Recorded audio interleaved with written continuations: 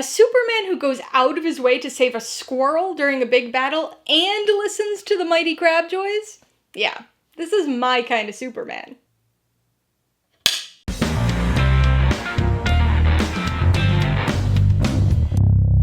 Hey everybody, welcome to Mainely Movies. Today I'm going to be talking about the first film in the DCU, DC's 2025 superhero film, Superman.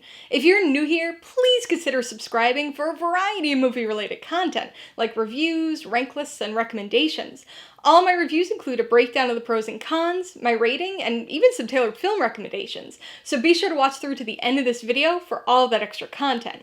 Superman stars David Corenswet, Rachel Brosnahan, and Nicholas Hoult, and was directed by James Gunn. It tells the story of Superman, who must take on Lex Luthor and a destructive conspiratorial plot, all while grappling with the repercussions of an unexpected truth of his Kryptonian heritage. I get the initial skepticism around this movie. I mean, it's 2025, and here we have yet another superhero film. But it's not just any old superhero sequel or franchise installment, it's the first film of the DCU, the cinematic universe that's replacing, soft rebooting the inconsistent and now defunct DCEU.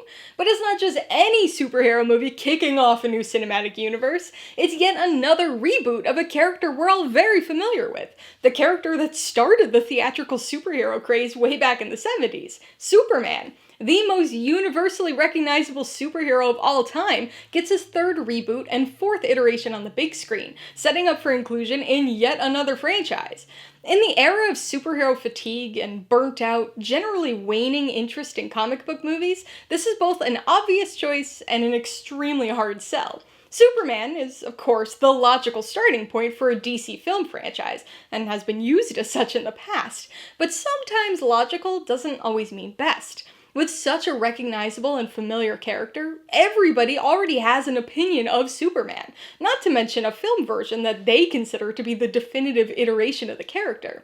As a result, the why behind this film's existence may eat at some people, but it's the how that most interests me. How do you make a Superman movie in 2025 that's not only successful by traditional box office and critical metrics, but is also something that people actually like and want to see? The truth of the matter is that there's not just a single simple answer to that question.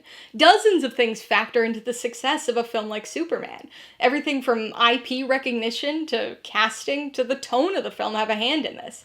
It's a combination of things, but most importantly, this combination of factors needs to result in something that people indisputably recognize as Superman, both as a character and as a film, but still somehow perceive as something unlike what came before. Understandably, crafting something like that is not an easy task, and this film certainly leans on the Reeve-era films, not to mention the comics, for much of its inspiration, but it still manages to set itself apart. A large part of this is due to the general construct of the film. When we're introduced to a superhero character, even for the fourth time, we're accustomed to seeing an origin story. So, coming into this 2025 Superman film, audiences probably expect to be treated to a greatest hits rundown of Superman's backstory. They expect to see the destruction of Krypton, little Kal-El crash landing on the Kent family farm, maybe a quick montage of Clark's youthful superpower discoveries before eventually deciding to become Superman and move to Metropolis. But we don't get any of that here. It all happens. Nothing significantly changed about Superman's backstory, but we just don't see it. Instead, getting dropped into a story already in progress, into a world that already exists beyond the movie we're watching. Those with no pre-existing knowledge of Superman lore may be a bit confused by things like the appearance of the icy Fortress of Solitude, the presence of Superman's rambunctious canine companion, or even his already established relationships with characters like Lois Lane, Lex Luthor, and the members of the colloquially named Justice Gang. But for anybody who knows a bit of Superman lore, it's a nice change of pace to just get into the story with this new iteration of an old friend. I know Superman has his fans, but I also know I'm not alone in my general disinterest in the character. I realize that he's the superhero, but there's always been something a little dull about him to me. He's somebody to look up to with his virtuous truth and justice mantra, but something about the character's Boy Scoutiness has always felt a bit out of step with the realities of the world and of modern society. As a result, I've always gravitated more towards the anti-heroes and vigilantes, or at least the superheroes who seem to struggle with some sort of internal conflict. Well, there's finally a Superman for people like me. This Superman is unquestionably still the type of virtuous character you'd expect to see. No dark, brooding, vengeful Man of Steel who couldn't care less about the destruction of Metropolis here. This Superman absolutely believes in good. He wants to resolve conflicts in the most peaceful and least destructive ways possible. He goes out of his way to protect property and lives, including squirrel lives, but he's far from perfect. This Superman bleeds. He gets his ass kicked and shows signs of physical pain. He makes mistakes and questionable choices, even if they're for all the right reasons, and faces public scrutiny as a result. But he still always tries to do the right thing, and always puts others before himself. I know some people prefer their Superman to be this untouchable and unwavering shining beacon of good, but I, for one, appreciate a more human iteration of the character. A fallible Superman, but one who still does everything he can to protect his adoptive home and be an inspiring force for good. At this point, we've had quite a few big screen iterations of Superman, so we've also had a number of actors play the Man of Steel and related characters over the years. I'm not here to rank or even really compare and contrast these different iterations. Like I said before, everybody's got their own definitive version. But I can say that the casting and performances were spot on here, pretty much across the board. Let's talk about Big Blue first. I already discussed the kind of character the Superman is, so this film needed somebody who could play the sweet and bumbling Clark Kent as usual, but also a heroic yet relatable Superman too. And David Corenswet more than filled those boots, embodying a traditional Superman for the modern era. Rachel Brosnahan also shines here as Lois Lane. With the film dropping us into the story in the way that it does, we effectively skip over the early introductions and discoveries we've seen many times before, instead joining the story during the early stages of Lois and Clark's relationship. That relationship is a factor in the story, but never a burden or damsel in distress plot point. First and foremost, Lois is a journalist, and her believable chemistry with Clark helps to feed the emotional side of the story without ever being too cloying or intrusive. Nicholas Hoult is our primary villain of the story as the classic Superman adversary, Lex Luthor. The sci-fi aspects of his tech gadgetry are a bit much at times, but his megalomaniac anti-Superman vendetta is exactly as cartoonishly menacing as you'd expect and want from this character. This is a very character-heavy film, so in addition to a load of tertiary characters, we also get Skyler Gisondo as Lois and Clark's Daily Planet co-worker Jimmy Olsen, plus plenty of scenes with the Justice Gang, made up of Green Lantern, Mr. Terrific, and Hawkgirl. And of course, we can't forget Krypto the Superdog in his big screen debut, who frequently steals the show with his cute and chaotic canine tendencies. You could probably tell just from the multitude of characters, but this is one busy film, stuffed to the brim and slightly overflowing with ideas. It's no wonder the traditional origin story material was jettisoned from the script. There's simply no room for it. There are a lot of storylines here, and a lot of characters, but somehow they all still feel like they're serving this story and this film, rather than going out of their way to just set up for future films in the DCU, even though that's undoubtedly happening here too. Even so, the story here is a lot. War, undermining public opinion of Superman, interdimensional portals, teams of both good and bad metahumans, and that's before you even factor in the James Gunn weirdness. I mean, you know he's gotta throw a random kaiju battle into the mix somewhere. For better or for worse, Superman is a film that's got Gunn's fingerprints all over it. I personally lean towards the for better side of things, but your opinion will very much depend on your tolerance of his typical Gunnisms. As a result of all these factors, the tone of this film is certainly quite different from any of our recent Superman movies.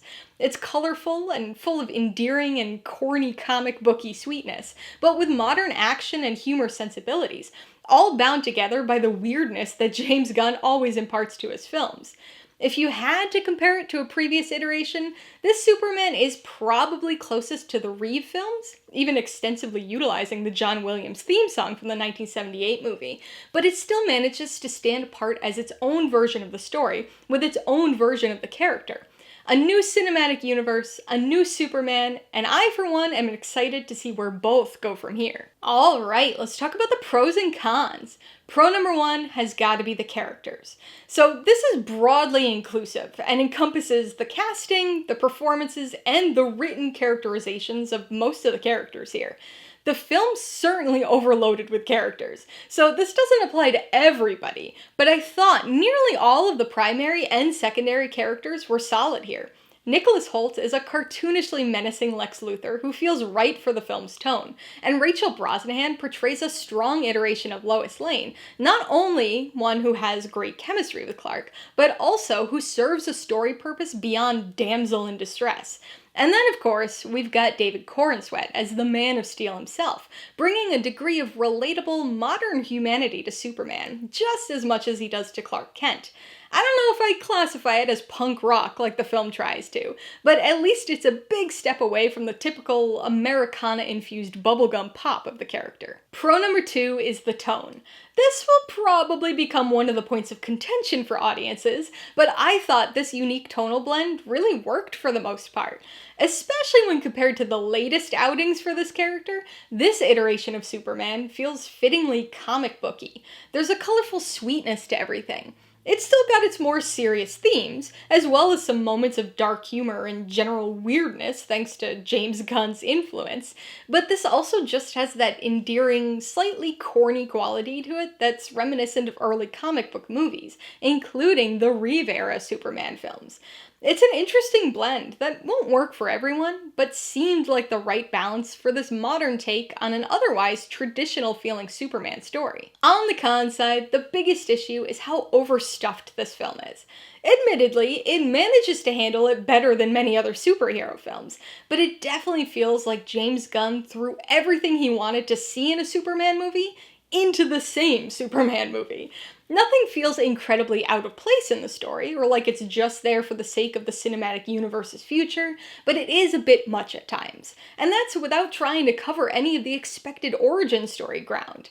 Still, wars, pocket dimensions, kaiju battles, proton rivers, nanites, the Justice Gang, it's a lot for a character intro movie, even if it's a character reintroduction. Before I give you my rating and recommendations, I want to remind you that if you're interested in buying Superman or any of the other films I mentioned today, I do have affiliate links for all of them in the description below. I get a small commission from anything you buy using one of my links, so I'd really appreciate it if you use them if you're in the market for any of these movies or anything else. I'm gonna give Superman 3.5 out of 5 paws. It's an enjoyable and recognizable reboot of the Superman character, and a solid start to the DCU.